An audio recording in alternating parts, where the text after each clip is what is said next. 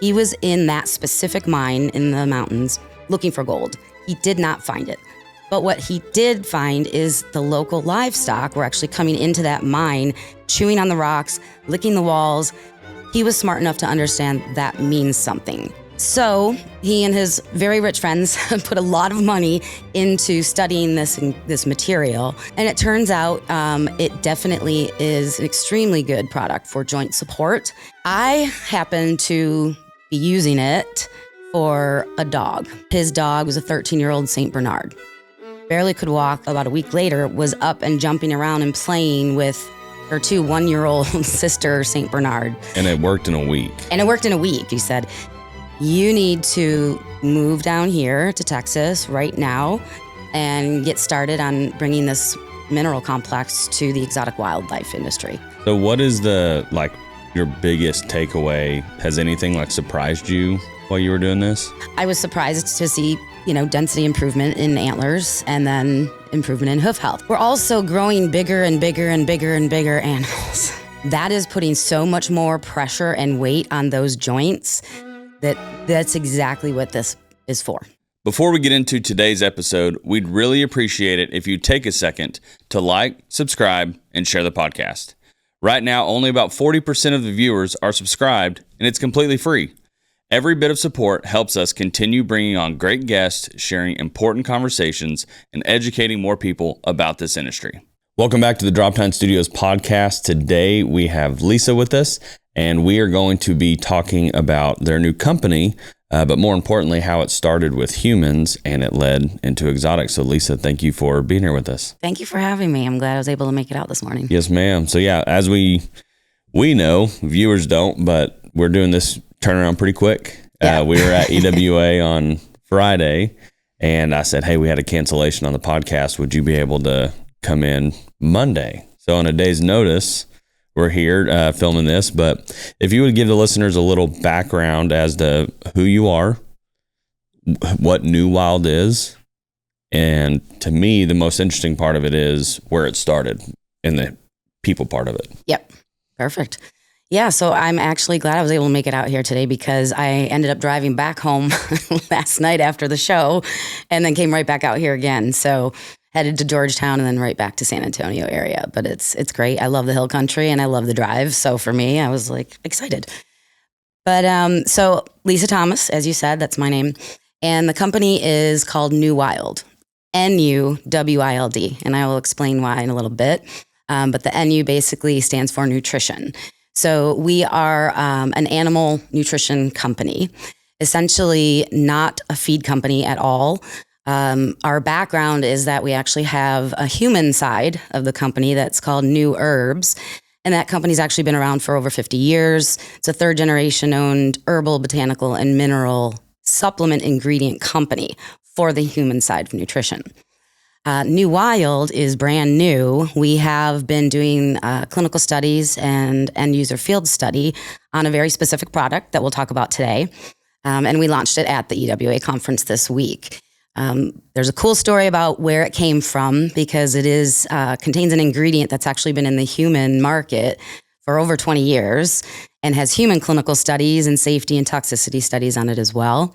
But the cool thing is we're bringing it back to the animals, and I'll tell the story about that in a little bit. Yeah, so let's go into that. So let's talk about the human side of it. Yeah.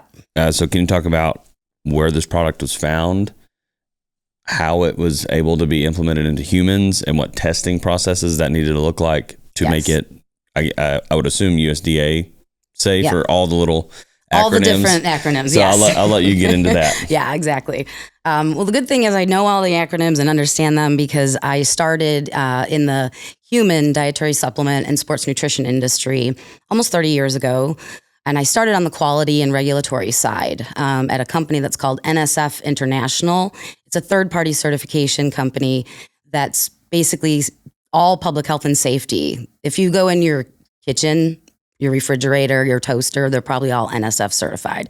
All your plumbing, all that stuff is NSF certified. I ran the dietary supplement and sports nutrition program there.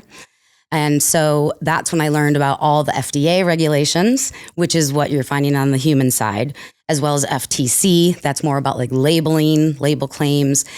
So it was an easy transition to come onto the animal side and learn all those regulations, which, yes, we're talking about USDA and things like that. So the product itself is actually called candy corn. They are pellets, and it consists of simply a hydrothermal mineral complex. That is our ingredient. And we just combine it with ground corn.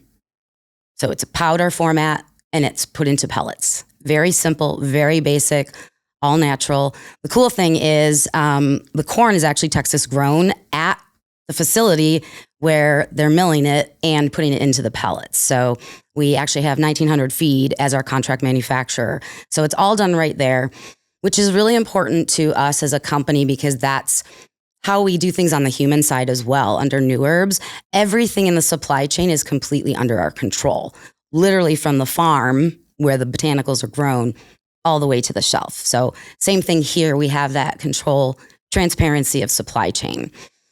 So the mineral itself actually comes out of the Sierra Nevada mountains. How was it found? Cool story. This is, I know why you wanted to talk to me in the first place. And I think why, speaking to everybody at EWA, they were really interested in this as well. So even though it is in the human market, it was found by a gold miner. He was in that specific mine in the mountains looking for gold. He did not find it. But what he did find is the local livestock were actually coming into that mine, chewing on the rocks, licking the walls. He was smart enough to understand that means something. Animals consume things when they need them, especially minerals, as you know. So he and his very rich friends put a lot of money into studying this material. And turns out they did multiple double-blind placebo clinical trials. Those are the words that when you do a real study, that's what it is. And they actually did it on, regular patients who did not have any issues whatsoever, but they also did test it on arthritis patients and professional football players, things like that. And it turns out it definitely is an extremely good product for joint support. And they did all the studies of why, the mechanism of action, certain inflammatory markers they could tell were, turned off. So they put it into capsules, and it's been selling really well in humans for a long time. I happen to be using it for a dog because I knew it worked in dogs too, because they had tried it in dog chews in the past. And my friend happens to have an exotic wildlife ranch down here in Texas. And my dad and I have actually been volunteering there and helping out for the last 6 years since it started. So I happened to be there, and his dog was a 13-year-old St. Bernard. Barely could walk. You'd have to pick her up to put her outside to use the bathroom. And the woman who takes care of our giraffes, helps us out when we need a vet for the giraffes at that ranch, showed up and saw that this dog, about a week later, was up and jumping around and playing with her 2 one-year-old sister, St. Bernard. And she was like, what is happening here? So long story short, I said to her, well, I've been giving her this mineral complex, And it worked in a week. And actually, the clinical studies on the human side, results were seen at 14 days. So 2 weeks, right? But it worked in a week for this dog. I mean, I have video of it and everything. I've showed everybody because I was just enthralled that it worked that quickly, especially because I know the studies, that we had on the human side. So she basically said, what do you do for a living? Because she had only ever seen me there as the fun blonde friend who hangs out and helps out. And so I let her know, I'm a biochemist and the whole background of what I do for NuHerbs and the human dietary supplement industry. And she said, you need to move down here to Texas right now and get started on bringing this mineral complex to the exotic wildlife industry. And that's why I'm sitting here today. So from my understanding, from layman's terms, if what would be the applicable part of this to the exotic species and exotic ranches? So my layman's terms would probably be say you have a sable cow that's 12 years old. Mm-hmm.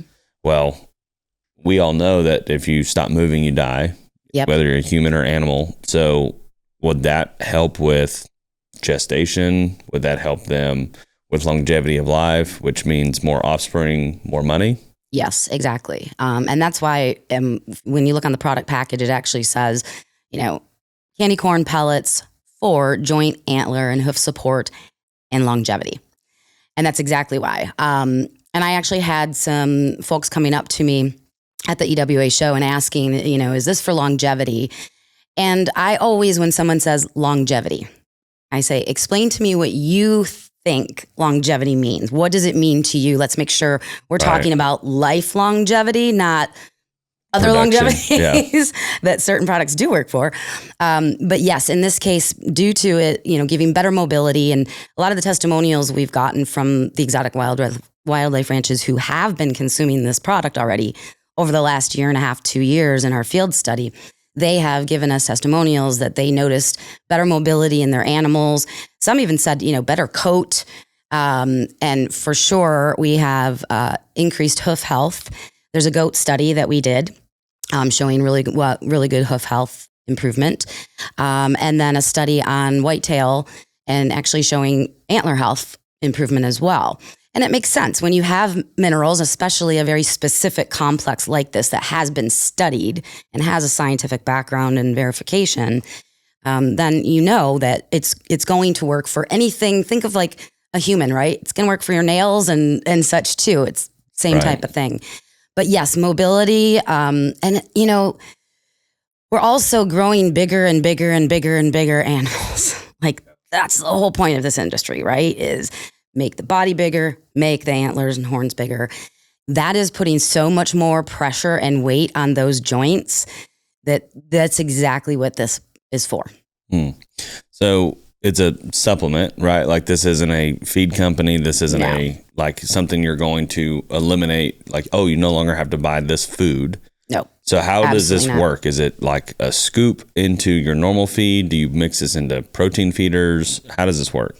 So we actually have 2 different SKUs or 2 different products. One is just the mineral complex powder itself. We will sell that if folks want to, but I will tell you, when we tried just the powder first with the first ranch we ever went to and did the study, I knew it wasn't going to work, but look, it was already in powder format. Let's just see. But no animal wants to sit there and they're trying to eat powder and it's floating up in their nose because it's a really fluffy, fine powder. And so the ranch that we were at said, why don't you put it into pellets? Mix it with some corn for 2 reasons. Yes, I know sometimes there's a little bit of pushback on corn, right? However, the serving size is only 1/2 cup of these corn pellets per day, per animal. That's a very small serving of corn. And 5 grams of that is the mineral complex. That's the efficacious dose that we found during the clinical studies is the 5 grams. So yes, you could take the powder and sprinkle it over stuff, but I'm telling you it's not great. If you had your own formula, yes, you could take the powder and put it into your formula and then, do it that way.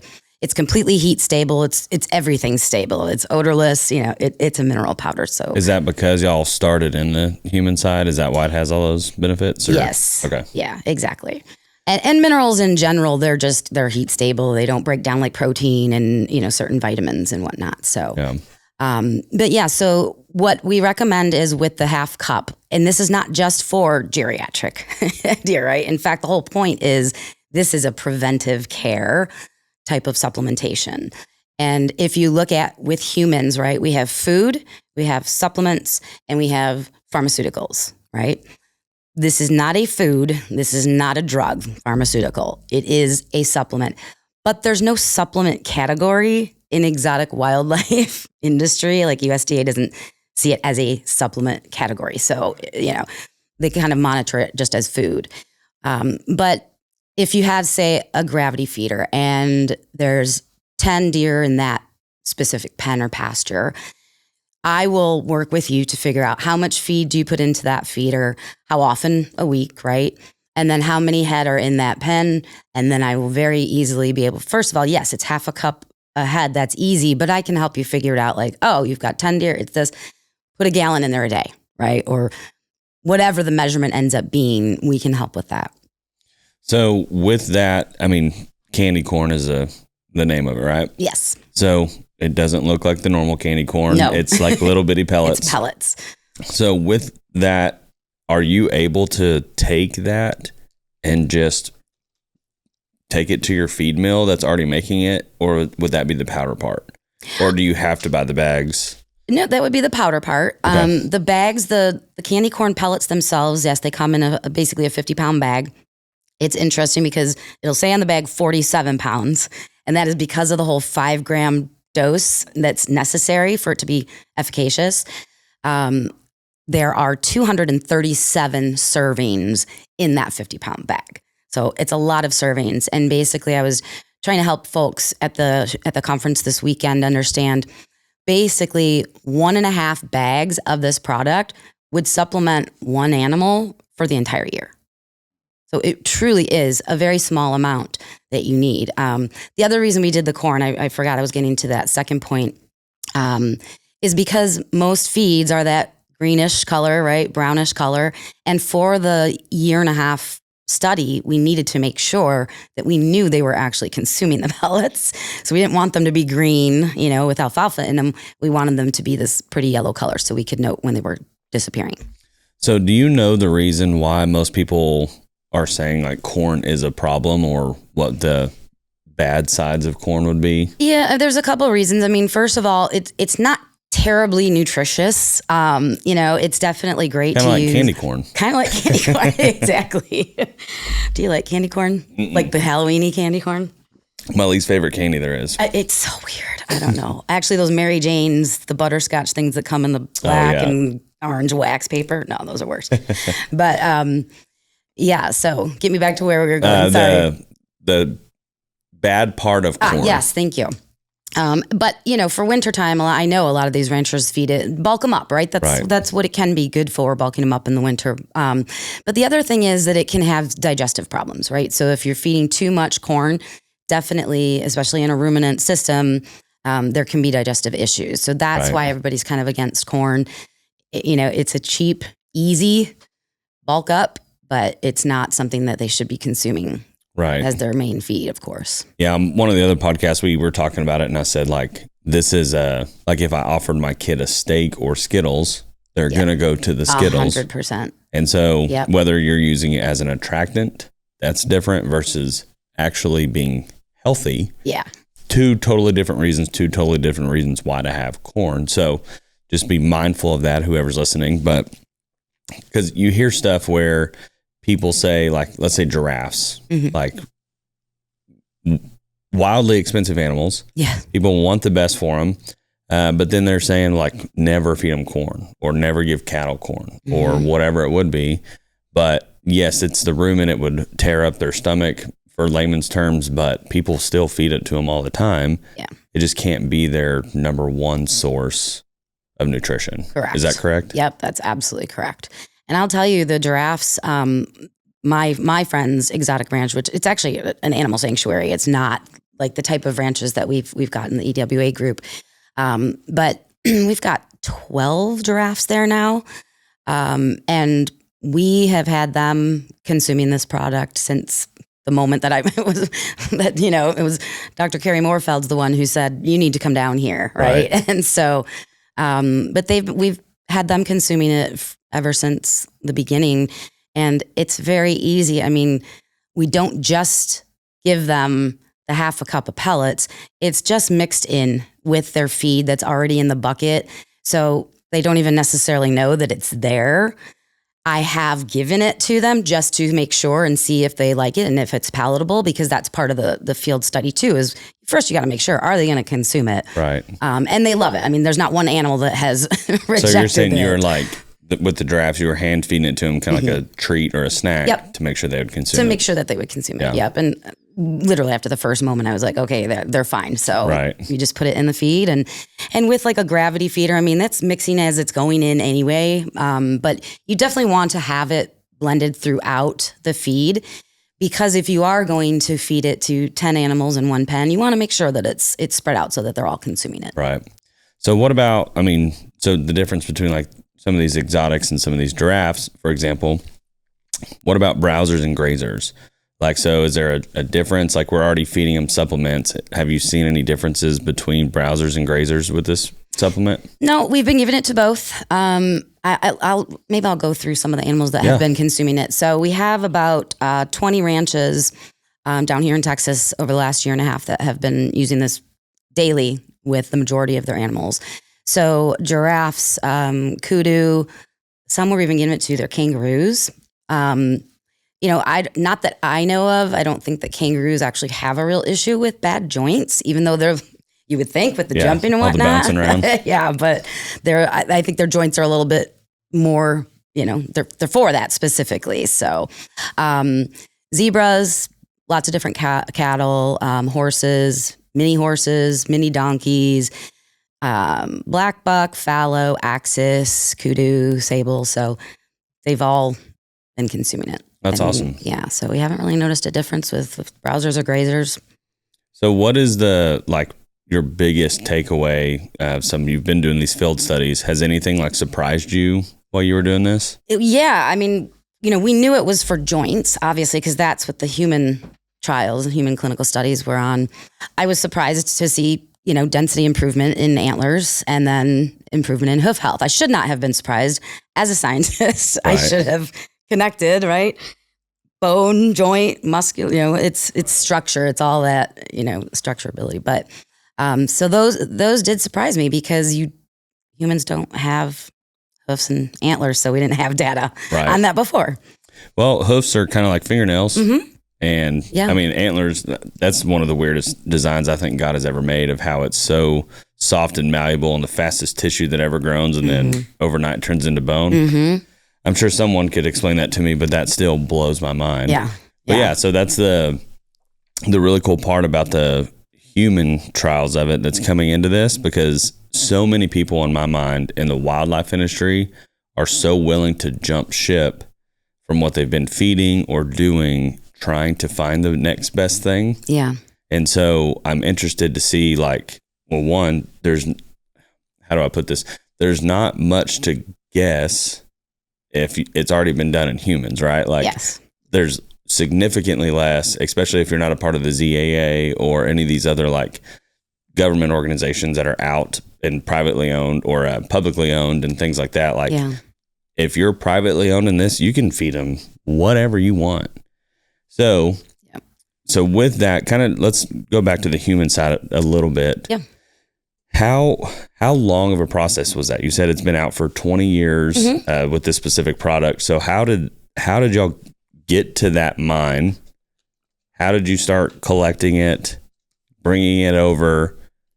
That just had to be a huge process. So if it's been out for 20 years, also how long have you been even trying to get it going? Yeah. So it actually was owned by a different company. The human business was owned by a different company back 20 years ago. I don't know, therefore, how long the mining part took to get it up and going, but I can tell you human clinical studies, you're talking probably 2 years. You can't do a clinical study in 6 months. You have to have a certain length of time. And that's day in and day out. That is day in, day out. It has to be done on different populations. In the human dietary supplement world, there's very strict regulations on what you can and cannot say about a dietary supplement and the claims that you can make. And even though your clinical trials, in this case, these clinical studies were done, like I said, on patients who had arthritis. But a supplement, I'm sure you've all seen the little disclaimer at the bottom of any supplement, right? This product is not meant to cure, treat, diagnose, or prevent any disease. So arthritis is considered a disease state. So you can't even talk about the fact that this product helped people with arthritis. You can show your clinical study that shows it did, but you can't on your label say, this cures arthritis. So those clinical studies were 2 years. I can tell you from the current mining operation, it probably took them, once they found the rocks and then figured out how much do we have to mill these down, they had to test for what's in it. And the way you test something like this, by the way, because people are probably like, well, how do you actually know what's in it, Lisa? How do you know that every single part of that mine has the same crystalline structure? Which, by the way, was developed over centuries from both volcanic and glacial activity. That's why this is so different, and it's one source mine. But you have to use XRD. It's X-ray diffraction. That's how you read, like, basically, if you think about it like wavelengths, right? Different light wavelengths. That's how you read and you know what crystalline structures in there. Some things some of you may have heard of before. They are in the AFCO Section 6, like montmollinerite. That's a majority. Saying a whole lot of words. It's that I have a clay. no idea what they are. It's so much easier to just say it's a clay. Hydrothermal mineral complex is essentially a clay, so it's very absorbent. And then you have to do heavy metals testing, of course, because you've got to make sure you don't have. I mean, it's coming out of a mine, so it's going to have lead and iron and copper and Right. things like that. So you have to make sure they're at the levels that are not over, especially human levels. Right? Because that's where we were going in the first place. So, the mining operation, I probably would say it probably took anywhere from 5 to 10 years to get it actually started. I bet. Yeah. At Droptine Studios, we understand how important it is to market your animals and showcase the strength of your breeding program. But effective marketing starts with knowing exactly with what you have and where it came from. The Exotic Wildlife Association Registry helps breeders document lineage from black buck, kudu, sable, fallow, axis, sika, and red deer. That documented history can give buyers greater confidence, adding credibility to your program, and to help protect the value of the genetics that you already have, the genetics that you've worked so hard to build. And if you want to learn more, go to the EWA registry at myewa.org. Are you looking to put your brand in front of a highly engaged outdoor audience? In the last 28 days alone, the Droptine Studios YouTube channel generated more than 2.4 million views, 80,000 likes, and 2,400 new subscribers. Podcast sponsorship opportunities are now available, giving your business direct exposure across full episodes, short form content, and all of our social media platforms. To advertise with the Droptine Studios podcast, visit droptinestudios.com/podcast. Or you can contact us at admin@droptinestudios.com. So with that as well, because I don't think you've said it here, but I think you've said it while we were talking, is there's only one mine that had this. No one else has been able to replicate it. You just talked about the volcanic and ocean, everything, just to make this one mine. Well, from like my perspective, I hear that. I've never seen the mine. Right. How long can you be in business? Like it's been 20 Forever. years. So so that's what I'm saying is from what I don't understand is if there's one source, one way, it's in a natural resource, how do you not run out? We won't. I mean, not in any of our grandchildren's, probably great grandchildren's lifetimes. So it's just this huge Yes, mine. It's a massive mine. It's in the Sierra Nevada mountains. We obviously cannot give the exact location of the mine, and all mines are government owned, but we own the mine rights. That's essentially how it works. So once NuWild and New Herbs, when I'm old and gray and gone, we will sell the mine rights to somebody else, and hopefully they keep that business going. But yeah I'm sure they will. Absolutely. Probably somebody who owns one of these ranches. So. Oh, for sure. So with that too is when I was looking at y'all's website and stuff, I mean, you're saying a bag and a half of this can supply one animal. I assume it changes a little bit on body weight, but more or less 1.5 bags for a year. Well, when I was looking on them, I'm sure you may get this at trade shows because people are very vocal at trade shows. But I think on your website, your bag was like $400 to $500 a bag. Yes. And I'm sure when most people go to buy one bag of feed, and they're used to spending $10 to $20, whatever it is, and I'm sure a lot of people get sticker shock based on that. Yep. But if you're looking at that from a bag and a half, let's call it, I don't know, $700. Yep. Just rough roundabout. It's about 8. Yeah, $800 divided by 12. That's just pennies on the dollar. Because anyone that owns animals, especially in a pen setting, that it takes about $1,000 to $1,200 to raise an animal per year. Yeah. Feed, vets, staff, whatever it would be.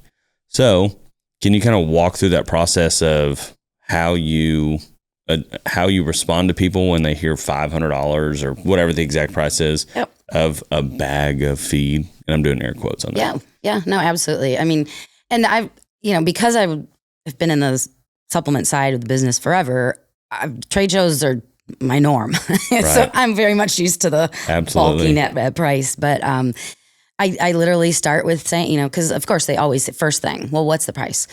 And I start by saying, well, just to give you a sense of how much is in here, a bag and a half would supplement your one animal for an entire year. That's kind of how I start the conversation, because that's exactly what it is. But I also let them know, I said, I'm going to give you the highest price, because if you just buy one bag of this, yes, it is going to cost, exactly Absolutely. What you said. But if you are going to purchase a pallet or, a truckload, whatever that may be that's going to help you out, that is why we also offer my consulting, for me to come out and help them understand how much they need to purchase based upon what animals they want, to supplement with this. But the other thing is, because some of them have said, well, what about size of my animal, right? And because I keep saying 5 grams is the dose, therefore 1/2 cup, The reason is I'm not going to sell you more than you need. Could a giraffe consume 10 grams and they're much larger than, a fallow deer? Yes, because the safety studies that we have went well above the 5 gram mark. However, the efficacy starts at 5 grams. There's no need to go over it. If it works at 5 grams, I'm not going to try to sell you more because your animal happens to be bigger. And so I think that too, it's just being honest and open and sincere about things. And then also there's more to it than just the product. It really is, I think, the story, the fact that it was found by animals. We're bringing it back to animals. We have very strong testimonials from ranches who we're talking to right now, and who were at the conference this weekend. We have great support from different veterinarians. I was actually talking to Dr. Sam at the show, and he got his dad on the phone, and we were on speaker talking to his dad, and he was talking about the one mineral that's in there that's so great for race horses and their front. So it's the science, it's the partnerships. I mean, having 1,900 feed, manufacture it, the corn grown right here in Texas. Obviously, everything's made in the USA. The mine is in Nevada, and NuWild, by the way, we're also in the United States, and even the bag company, the bag supply company. They were actually out in the hallway. They had a booth in the hallway this past weekend, and Cole Young, who's the guy that I connected with to make our bags, is childhood friends with Cade Barrow, who's the 1,900 Feeds guy. So it's just kind of this really cool network, close group. And that's, I think, how this industry sort of is as well. There's always competition, and there should be competition, but I see the ranches working together to help each other out. Half the ranches that were in our field study are because I was at one ranch and he said, "Hey, do you need another ranch in your study?" Right. I said, "Yeah, I do." And so, now I'm down the road going to Pivot Point Ranch, and they're in the field study. And then, she's making cookies. You guys saw the cookies at the conference, I think. She likes to bake. And Jamie and Colin from Pivot Point Ranch, she likes to bake. So she made cookies. She said, "Can I put this mineral supplement in treats? I want to give my deer better things than animal crackers." Right. Which I've seen out in a lot of ranches. 100%. And so she made cookies with the mineral in it. So just all those types of things. And Daryl LeBlanc at Triple L, he was in the field study as well. I found him through Jamie and Colin at Pivot Point Ranch, right? Because we're breeding and trading and selling. So it's just been fantastic. Daryl helped me do bag studies in his barn to figure out how many cups can go into this bag. And so I think it's all of that that's worth that price. Oh, 100%. Well, especially if you just break down the nuts and bolts of it. If you just, anytime that I have a cost of something, I'm not saying this is right or wrong. Yeah. But let's say the wrap on my truck. I don't know what it costs. Let's say $5,000 to $7,000. Let's go on the high end, $7,000. Well, if I take $7,000 and I say, well, it's a minimum going to last me 3 years, I would take 7,000, or I would take 365 times 3 divided by 7,000. That's pretty cheap advertising. Yeah. So same thing, take the bag of feed, 365 days, one animal divided by that. It's really not that expensive. No. And not that you're trying to like advocate to be the cheapest supplement or whatever. Mm-mm. But one of my questions I wanted to ask you too is because you said people will compare or whatever. What's the number one thing you guys are compared to in this industry? Well, if we're talking about just the one product, which right now that's all we have, right? And we will have more products in the future. I was chatting with people about this because, for example, Wildlife Partners, they were like, well, do you have stuff for stress management? You know, others, do you have stuff for digestive and immune health? Those are the 4 categories that we plan on being in. That's it. We're not going to be selling a million products. I'll tell you, on the human side, we sell over 500 different herbs and botanicals, and it's not like that. This is going to be a small thing, very specific, very targeted. So as an overall company, the areas that we're going into, there's no company that has a supplemental nutrition, let's call it that, instead of a supplement. That's not a real word. Supplemental nutrition in all those categories. There are other minerals, of course. Every single place here has trace minerals, but that is trace minerals. That is not the clay, right? The hydrothermal mineral complex, that absorbent material that's specific for joints and mobility and structure. So I wouldn't say that we really have a very direct competition. And again, like you said earlier, if somebody were to try to make this, you cannot. Right. You can't. Even if I could show, I'll give you the XRD report and show you the crystalline structure. You can't make this in a lab. Right. Yeah, because I hear that all the time with feed companies is they're like, we'll just go buy a bag of your feed, send it off to the lab, and then we'll try. But you know, even if these are manufactured with certain things, other feed companies, what I'm talking about, is they don't have the exact rations, the exact portions, because they're not saying, oh, we take this many teaspoons and, you know, disperse it through all these bags of feed. Yeah. So, but yeah, that's the super interesting part to me is just, again, the animals showed that they wanted it. Because, I don't know, I feel like God gives animals a sense that we don't have. 100%. Because they can smell it, they can see it, they can go to it. And if they wouldn't have gone to that, there's no way y'all just would have been like, you know what? Cut this rock out and send it to the lab. I bet we can make a business out of it. Right. And this is not the only ingredient that has occurred like this. There's other ingredients in the supplement world, human supplement world, that were found by animals. You know, and I'm not talking about my products. I'm just talking, there's tons of different ones. So it's just, this is the first one that I am aware of where it's being brought back to the animals. Right. So you talked about, like in our little talks before, just the 2 years of testing. Yeah. For the rumen and everything like that. Yes. So before I dive into my questions with that, can you kind of give an overarching look of what that 2 years of testing looked like? Yeah. So that's why I keep saying 1.5 to 2 years is because along the way, ranches were added, right? So some were doing it from the beginning and others we met along the way. But basically, it's a matter of I bought a Jeep Gladiator and have been driving around the state of Texas for 2 years from ranch to ranch. So I would bring the pellets out to the ranch, sit down with them, find out, you know, how many animals do you have? They would drive me around the whole ranch, show me where all the different pastures or pens are, show me where the feeders are. I said, okay, I need to see water source too, because it is very important when you are consuming minerals, they need to have a water source like normal. And that's on the bag and the instructions and everything. So it's pretty clear. And so then sometimes we would do the feed right there while I was there. Most of the time, at least the first time I was there, we would do it right there together. And then, I would just check up on them, whether it was giving them a call, giving them a text, constantly find out.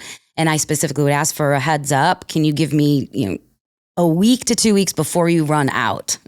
Right. Please let me know so I can come back and, and reload you. And the clinical part of the study, so that's the field study where I'm actually out going to these ranches. And then after I actually waited a month because look, yes, in humans, it was 14 days results.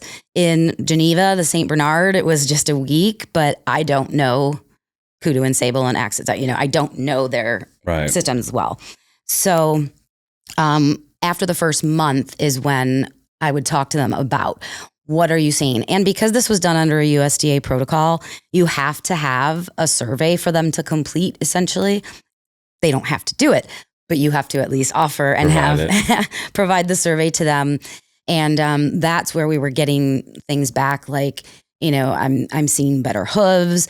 My animal who was injured is actually moving better. They're up and walking now.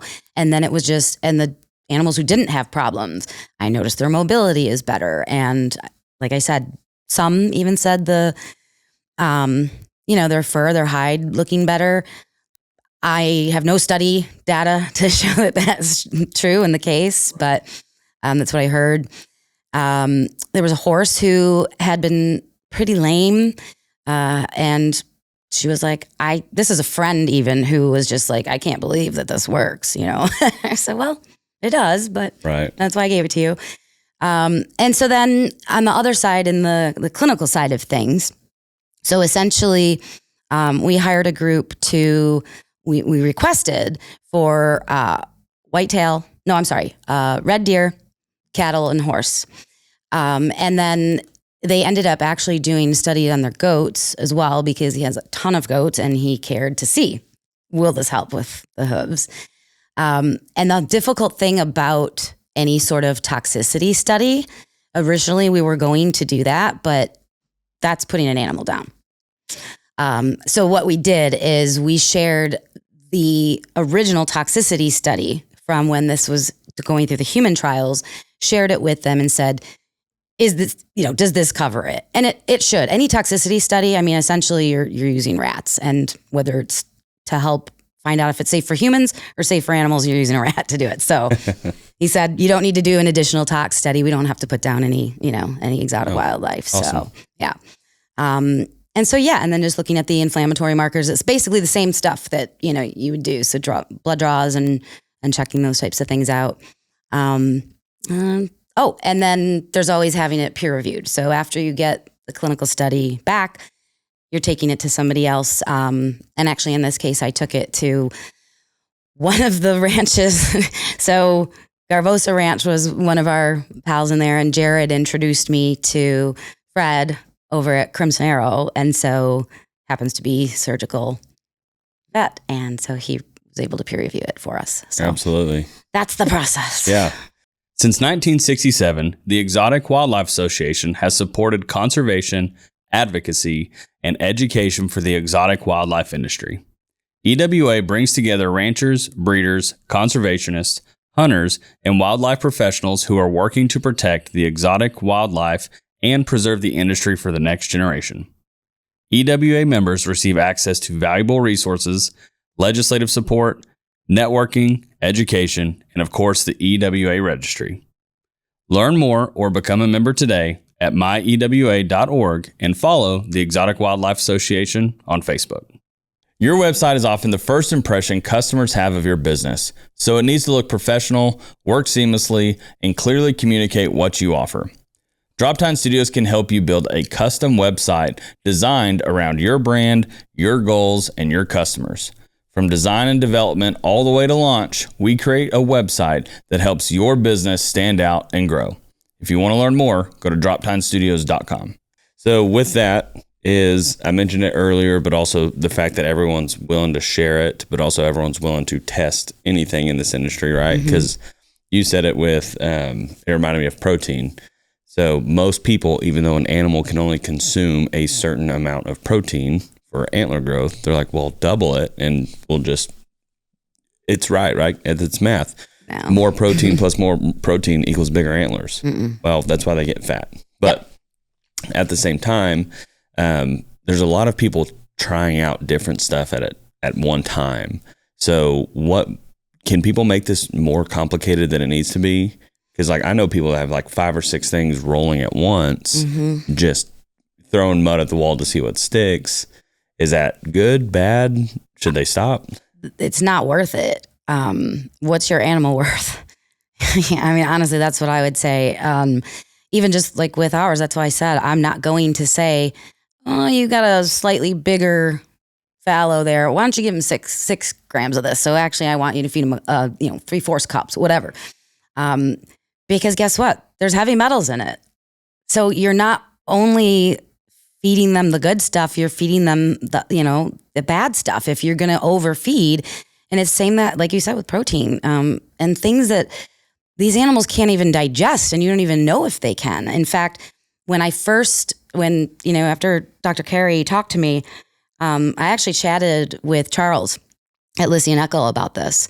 And he's the one who put in my head, he's like, does it even work in a ruminant system? And I was like, well, I don't know. I don't have a ruminant system. I've been taking it since the moment I've, found this ingredient, and it works on my old soccer knees. But, and so, he had a great story, and he was like, you know how in humans we all take glucosamine chondroitin for joint support. It doesn't work in a ruminant system. It does not go through the mineral pathway. So I thought that was really interesting, but it also made me think, are there ranchers out here giving their deer glucosamine chondroitin? Because they're not digesting it. So I can promise you all these ranchers can't even say that word. Well, so. that's good. So, yeah, I mean, one of the things that we also have on the feed bag itself with regards to the directions is, this contains copper, do not feed to sheep. Now, mind you, it's a very minimal amount of copper, but NuWild coming from New Herbs and me coming from the quality and regulatory side of the industry in the first place, it's extremely important that we're almost overly cautious in our, labels and warning statements and whatnot. So we do have that on there. But also, if you've got a growing animal or pregnant animal, take this to your veterinarian or nutritionist before giving this to your animal. And all those folks that are, like you said, maybe throwing stuff at the wall, they should be talking to their vet or their nutritionist before they do that. I had a great guy came up to me at the show, and I will not mention his name because he was talking to me confidentially, but he was saying, well, I gave this one product, to these deer, and it helped out this group of deer, but it actually caused issues in this other group of deer. And he didn't know. He did not know that there was a specific ingredient in there that could cause an issue for the group of deer that, didn't have a problem before. So looking at levels like that, selenium levels, I'm sure, you're all aware of those. Well, I was going to say, I think farm and ranchers are meant to be farm and ranchers, right? They're not supposed to be scientists. They're not Correct. Supposed to be this. And that's my whole goal of this podcast is ask. Don't just rely on a salesman going, here you go, feed it. Yep. But that's the thing is that if someone doesn't know that there's a product, a supplement, an item, whatever it would be, it's not their responsibility to know what is going to hurt and not hurt. And I'm glad you brought up the goat stuff or the sheep stuff, because that's what I was going to ask was how much copper is in there, because people will that's why they have a sheep and goat feed or an all exotics feed or whatever, because of the copper levels. But I think that's the thing is no one's relying on farm and ranchers to be scientists, but at least ask questions. Yeah. But I think my resounding thing, whether it's all podcasts summed up together, if I could do that, I think the number one thing would be have a good relationship with your vet. Yes. Any vets want to sponsor the podcast, let me know. But that's one of the things. You're 100% correct. That's what they went to school for. That's what they do day in and day out. Yes, there are a lot of farmers, ranchers, ranch managers, pen managers. All these people are very smart, but I promise the vet knows more than you do. Yep. And so still rely on the wisdom that's around you. And if you have them on a monthly retainer to ask questions, ask questions. Yep. So I'm not a vet either. Right. So, I'm the scientist who made the stuff. Didn't even make it really. Obviously it just came out of the ground. But you have to have an incredible relationship, I think, with your vet and your nutritionist and your staff too, right? Because that's the other thing. After the first time I was at these ranches with the owner, after that, it was usually, ranch hand, not even always the same one. 100%. So keeping your staff, your team educated on things as well, and hoping they don't just find something that they think seems interesting and want to feed it to the animals. So, right. Yeah. Yeah. Again, I just ask questions. Like it's, like, I don't think you take offense to people wanting to learn more about your product. No, I love it. Yeah. I love it. That's why the guy who like I said, I'm not going to mention his name. His wife actually came to me first, and she told me that he wanted to talk to me, and she's like, I'm just going to warn you in advance. He's going to ask you a lot of questions. I was like, great, because I actually like talking and I like helping people understand. Right. And I'm the same way. After the show, you saw me when I was breaking down, and then all of a sudden I stopped breaking down my booth because I was sitting there talking to Vic, and he was educating me on stuff. He's like, do you have to go? I'm like, nope, I will sit here until you're done talking, because I did not know about exotic wildlife until 6 years ago. Didn't know those words, to be perfectly honest, until my friend started his sanctuary and I started learning about these animals. But even after that, when I first started to go out, I actually, before ever even taking the product around and asking ranches to join the study, I went around with a group of guys who taught me. They brought me with them to ranches they were going and working at, and taught me about the nutrition, taught me about the ecology. I never knew what browsers and grazers were before. So and you would have caught me off guard, and I would have felt like a complete fool if you had said browsers and grazers and I didn't know what it was. But I didn't feel stupid when I asked what it was the first time I heard it. And I think people sometimes get nervous about asking questions and looking dumb and feeling uncomfortable. Right. There's nothing wrong with it. Well, I've got a rule. I've probably said it on here a couple times, but I have a rule at the office. If you have a question and you mean it, there's no such thing as a stupid question. Yeah. But I want everyone to know that, like, you can ask these. Honestly, that's why I started a podcast. I have questions. I've been around this my entire life, but I still have questions. So, like, and it's funny because people will reach out on the podcast or like after one, and they'll say, man, I can't believe you asked that question. Like, you should know better. I go, as long as I mean it, who cares? Yeah. But also, even if I do know it, I'm not asking for me. Right. I want to better the industry. Right. Like, I was sitting with Dr. Sam as well, and a guy came up and asked questions about knockdown drugs. So he goes, all right, settle a debate for me. When you go to reverse an animal, do you put it under the skin or in the muscle? And I leaned over to him and I was like, sounds like you need to come on the podcast. He goes, or I said, you'd think that would be common knowledge by now. Yeah. But it's not. I mean, people still have misconceptions. People have these things. So that's why we want to have new people like you on the podcast. And that's why I think the only reason I'm a quote unquote good guest is because I'm an idiot and I have a lot of questions. I love it. What's the answer to that last question, by the way? Does it go in the muscle or? Yeah. So the way that we kind of just described it was like when you dart them, it hits the muscle and goes in the muscle. And so the reversal needs to go into the muscle. Got it. Now, as to why, I think it's so it can like dissipate through the muscle and the bloodstream and everything like that. But yeah, Dr. Sam now lives really close to me. So I told him we might have to have like a monthly segment where we go over like 4 or 5 questions just to knock out a bunch of those. I think you should. So, I would absolutely love it. I would listen in. So yeah. Well, if anyone wants to have Dr. Sam Wilkinson, the wildlife vet, on social media, come on once a month, comment the wildlife vet. And I will tell you, I had such a time arguing with my social media team about how we need to come across as a company, because this is a whole new brand, right? And we had to come up with the colors and the backdrop and all the logos and the names and everything. And I said, it cannot be cutesy. This is not a cutesy, funny industry, but it also can't be stiff, scientific, talking down type thing. And they were like, well, we don't understand. How do you want something that's in between? And I was like, you know what? Follow this guy. And literally I showed them his, all of his social media posts where very serious. He should, obviously most of it is him doing his work and talking people through it and helping them understand.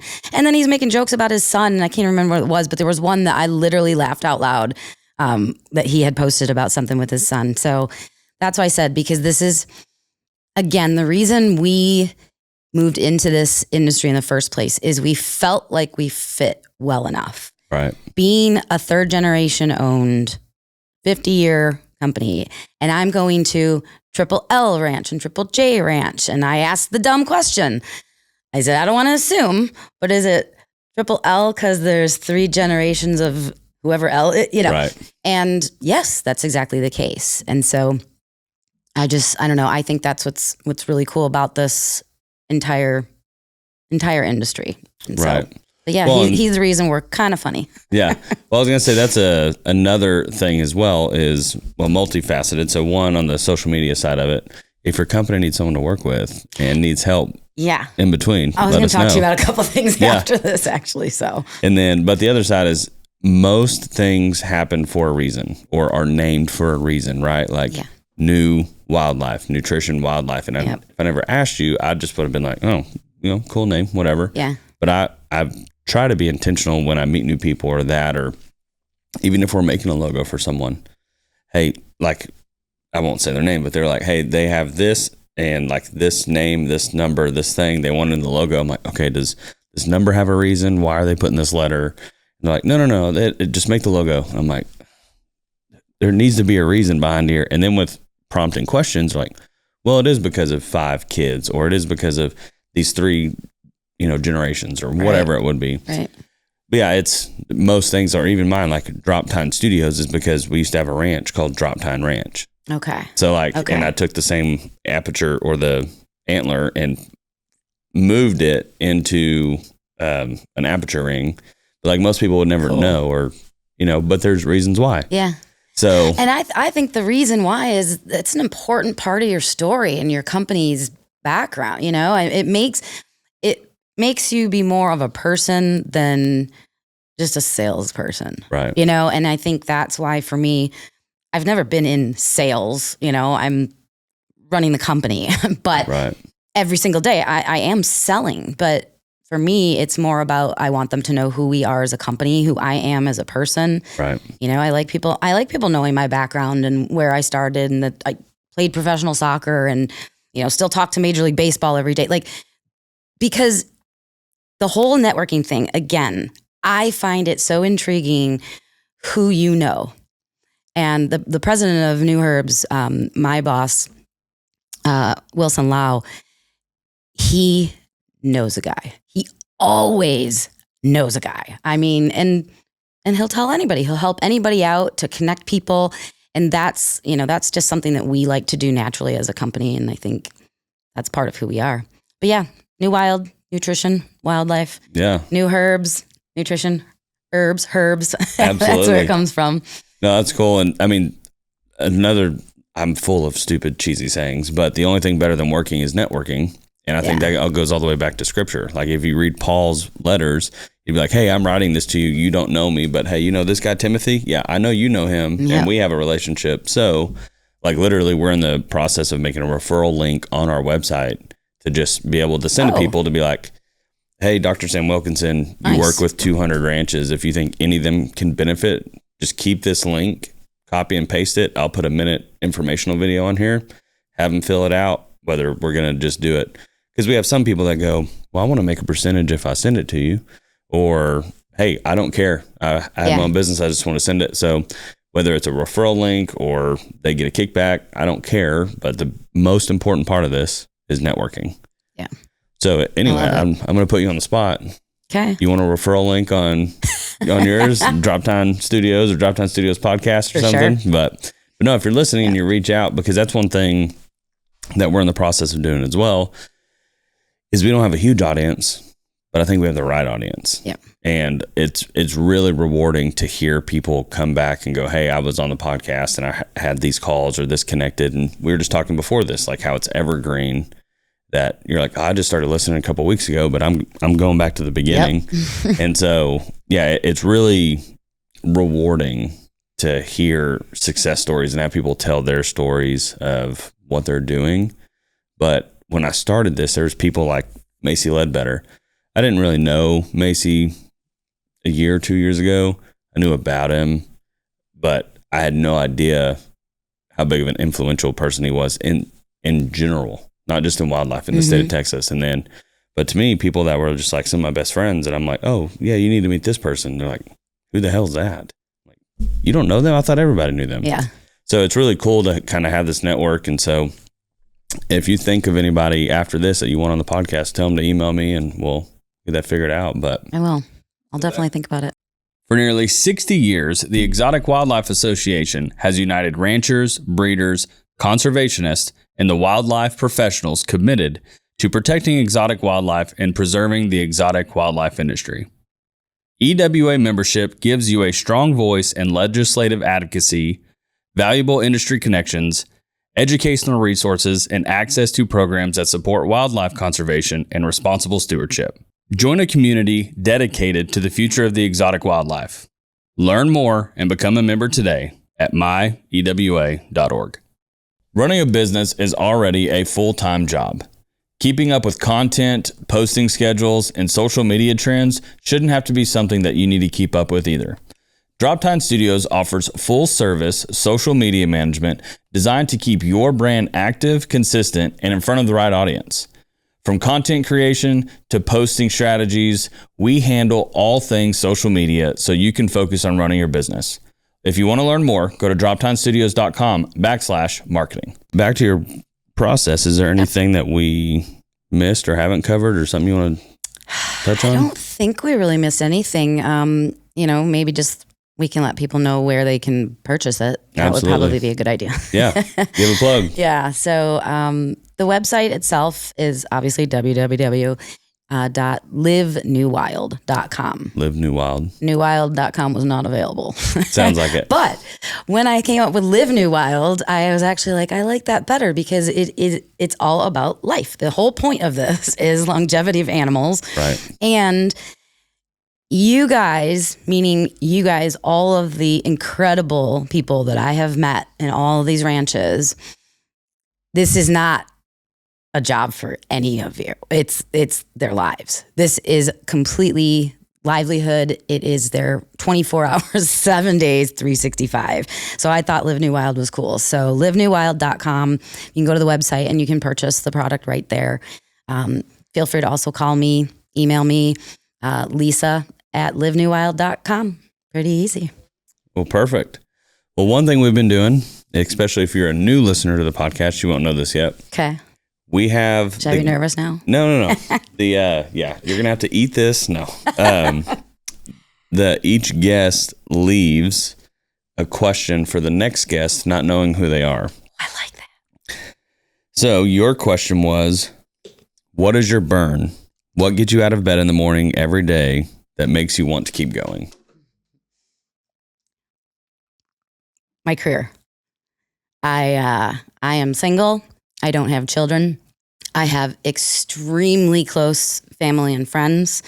Most of my friends I've been friends with since I was 5 years old. And my career has just always been everything. I love working. I love learning. I'm someone who's like, now I'm considering going back to school so I can learn more about this, to be honest, at my age, which is not, a good time, but it is. It's truly my work. I absolutely love what I do. And you know it. You can see it in my face. And when I talk about stuff, I'm not just saying, I love what I do every day. I really do. I wouldn't have driven 3 hours last night to basically unload my Jeep to drive 3 hours right back to the exact same place I left from. Right. If I didn't truly love what I do and love this industry and what I am learning and the people that I'm meeting here. And it's literally what gets me out of bed. Absolutely. Well, now the pressure's on. What I question come up do with you a want to question? ask for the next guest? Watch the next episode to find out her question. I love it. Write that down so we don't forget. I won't forget. Yeah. Well, Lisa, thank you so much for coming on and talking about your guys' product. Hopefully we're going to inform a lot of viewers and listeners, but most importantly, thank you for helping network with a lot of people. So if any of your sphere, for the listeners and for you, but in general, the whole reason the podcast works is network, right? Yeah. So when I ask people to like and share and comment and all the things, it's because it helps get it out in front of more people. So what we normally tell people after, but since we're talking about it now, is if you have a Rolodex or an email list or whatever, when we come out, it would be very beneficial to send it out but it is evergreen, right? So you can send it out weeks later, months later, whatever. And then we'll get with you afterwards when we go back to the offices. We'll get with Quinn on socials because when we post some of the clips, we can collaborate and do things like that. Perfect. Well, thank you for having me. I'm so thank you so much for coming up and just asking to do this last minute because it was perfect timing. Absolutely. I really, really appreciate it. Yes, ma'am. Well, thank you for what you do and thank you for coming on the podcast. Thank you. All right. Thank you guys for listening. Make sure you like, subscribe, share, do all the things, but have a good day.